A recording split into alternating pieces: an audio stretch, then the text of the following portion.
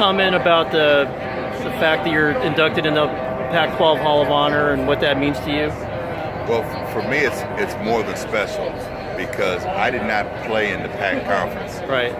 So to be the first University of Arizona athlete or coach to go into the Pac-12 Hall of Honor, never have played in that conference, it's special and it's a great honor. The fact that your coach was inducted 2 years ago, what does that mean now that you're with him? Kind of, sort of like you guys are together again? Well, it gets you back to the point of, okay, how did basketball start in Tucson? And it started when Coach Snowden, with the direction of the president at that time, Dr. John Schaefer, and the athletic director, right, who was Dave Strack, they decided to hire this young assistant coach, first African-American to be a head coach at a major school, major conference.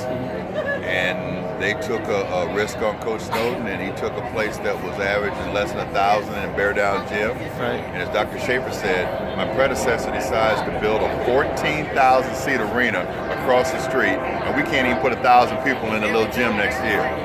So I got to find somebody who can fill this place up and turn some excitement.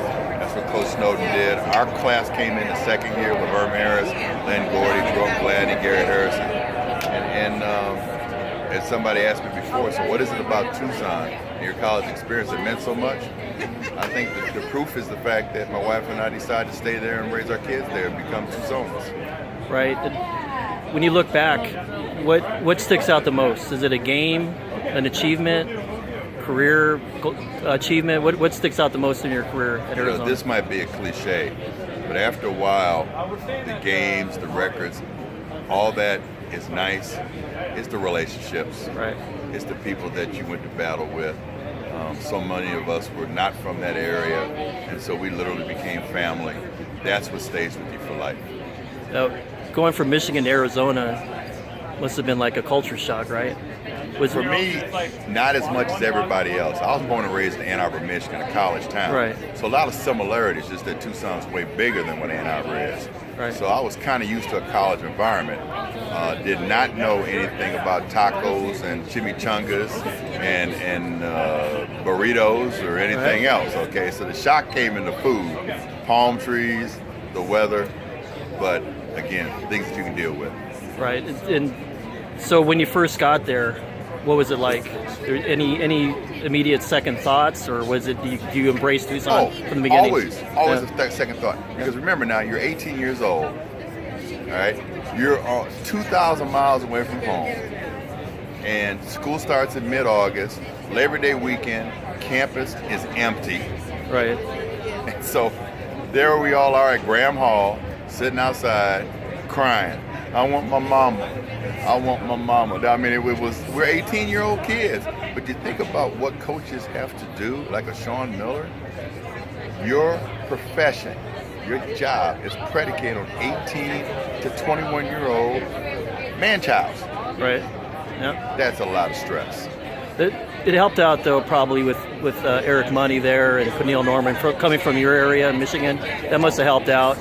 Plus the fact you guys were so good, too. Well, Eric Korn, Jerome Gladney, and I played on a team representing the city of Detroit in the summer of '72. But remember, Coach Snowden was the assistant coach at the University of Michigan in Ann Arbor.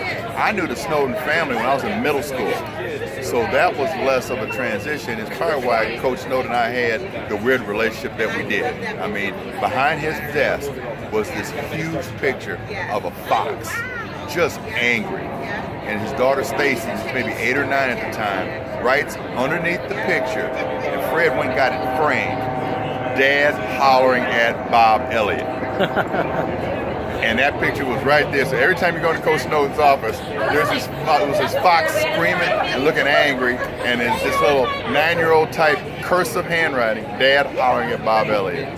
That pretty much explains it all. I never thought the fox was like that. I thought he was easygoing. Was he on you a lot?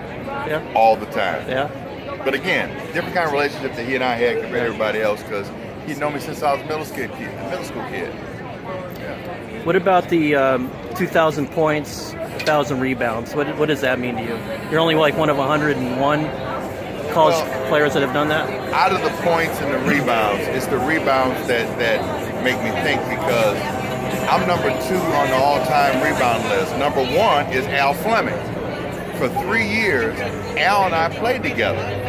So can you imagine, like usually guys that have that many rebounds, they're the primary rebounder. Right. But with Al and I, how many times have we battled each other? But we were like a team. I love the fact that I was 55, he was 54. He was one of my best men at our wedding. We were a team, and it didn't matter which of us got the rebound. The rule was this: if you did not get the rebound, that meant you had to fill the lane and be the 4th guy on the break. Right. And as you look back now, do you wish people of this generation or fans now would know how good you guys were then? You guys were like 8 minutes away from a Final Four appearance against UCLA. You were right there with them with 8 minutes to go. And that one still bothers me because it's the Western Regional. Winner moves on to the Final Four. The game is at Pauley Pavilion because UCLA is hosting the Western Regional. And UCLA is basically playing a home game. Now, I don't want to say anything about conspiracy theories, but when you've had 10 of the last 12 national championships, it's probably why now you've got neutral sites, so nobody has a home court advantage. But the fact that you guys were so good back then under Fred Snowden, do you think people now understand that, or you wish they would understand that more? I think it's coming out more. I think that the book I wrote, Tucson, A Basketball Town, helped some of that, because my goal there was to try to tell the story that basketball started when Dr. John Schaefer decided he needed to hire a basketball coach, and he and Coach Dave Strack, the athletic director, brought in Freddie Snowden, and they took it from where less than 1,000 people were showing up at Bear Down to he's selling out Bear Down. They move across the street to McHale. They're selling out McHale. Now Gene Adelstein and Channel 11 get involved. Now all of a sudden you got a TV deal because people want to watch the game. And a lot of people, the game might have been on tape delay. A lot of people will be at the game, go back home and watch it again. Right, just one last question, Bob. Number 55, how much would it mean to you if Arizona retired your number?